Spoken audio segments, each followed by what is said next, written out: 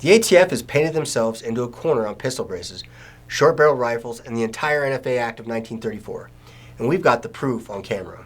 Hi, I'm Joe Neville, Vice President of Political Operations for the National Association for Gun Rights, and today I'm going to outline why an overlooked line of congressional testimony from Steve Dettelbach a couple weeks ago, the director of the ATF appointed by Biden, may signal how the ATF knows the NFA Act is on very thin ice based on a court case out of Massachusetts in 2016. But before I break this down, if you haven't already, make sure to subscribe to the channel for the latest in gun rights news and like this video to help it be seen by more people. You can also text 2A to the number on the screen to get text alerts on the Second Amendment fight nationwide. And we put links in the description and pinned comment below to sign a petition that we will deliver on your behalf to your representative opposing ongoing gun control. You can find out more about all the ways we are fighting to defend your rights at gunrights.org. All right, so let's get right into it. If you aren't already aware, ATF Director Steve Dettelbach was called in front of Congress on April 26 to testify over ATF Rule 2021-08F, commonly known as the Pistol Brace Rule. This rule was requested by President Biden on April 8, 2021, became effective on January 31st, 2023, and its amnesty period will end, turning millions of Americans into felons on May 31st, 2023, just 4 days away. During this testimony, one of our friends, Congressman Thomas Massie, asked the director how many people had actually registered their pistol brace weapons, and Dettelbach stated he didn't know. Can you tell us here today how many people have complied by registering this product? I am not sure of the exact number. I can check, though. And what you just saw was a pretty overlooked line in the 3.5-hour testimony. However, we think there's a very good reason that the director of the ATF intentionally withheld the number of amnesty forms that had been received. And the reason traces all the way back to a court case in 2016 called Catano versus Massachusetts. Essentially, what happened is back in 2015, Jamie Catano was dealing with an abusive ex-boyfriend who had hospitalized her, and she was rightfully in fear of her life.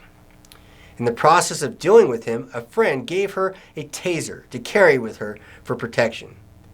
One night, when her boyfriend confronted her while leaving work, she displayed the taser and the ex-boyfriend left. However, police then arrested, tried, and convicted her for carrying a weapon outlawed by the state of Massachusetts.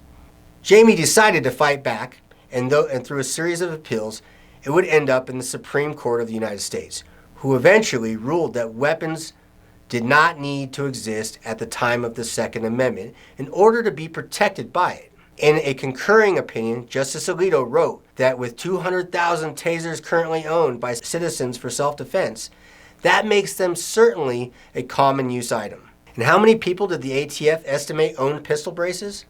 1.4 million at the low end of the estimate. So we know that pistol brace weapons are certainly in common use in the United States. And that's already the subject of several lawsuits fighting this pistol brace rule. However, what this also means is that if the ATF admits that less than 1.2 million people have registered their pistol brace weapons by the amnesty deadline, when those weapons become illegal SBRs, then now illegal SBRs are a common use item because there will be more than 200,000 of them.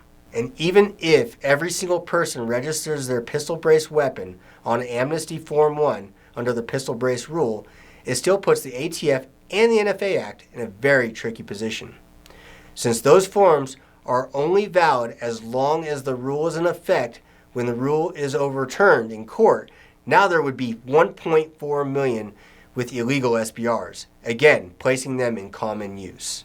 Either way the rule shakes out, the ATF has essentially painted the NFA Act of 1934 into a corner to potentially open the doors to deregulating short-barreled rifles.